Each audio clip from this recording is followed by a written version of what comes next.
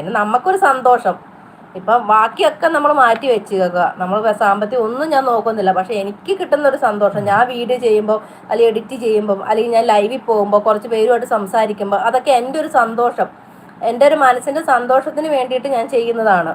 പിന്നെ ബാക്കിയൊക്കെ നമുക്ക് തന്നതാണെങ്കിൽ ദൈവം തന്നതുപോലെ നമ്മൾ സ്വീകരിക്കും.